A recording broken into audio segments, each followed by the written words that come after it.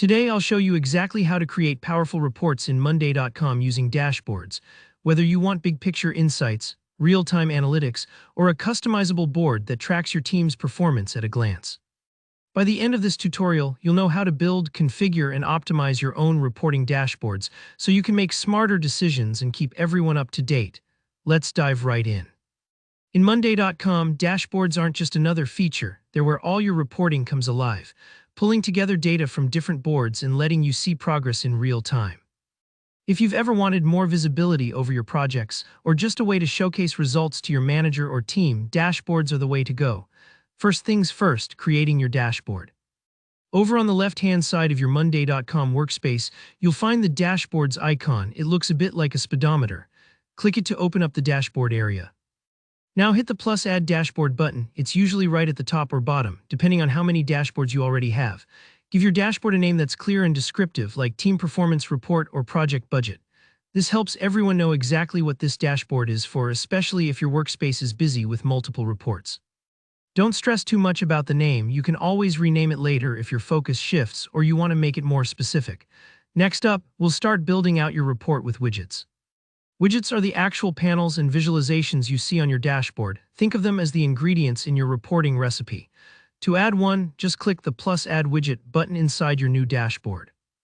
Now Monday.com gives you lots of widget options, so let's talk about the most useful ones.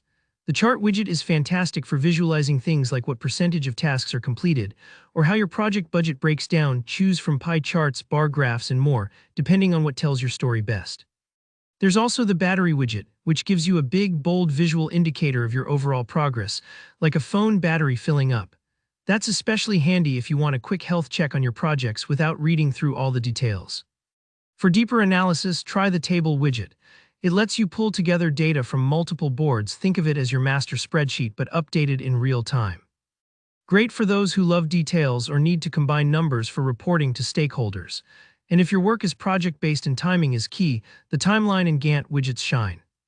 They let you track schedules across all your boards, showing deadlines, overlaps, and dependencies in a visual format.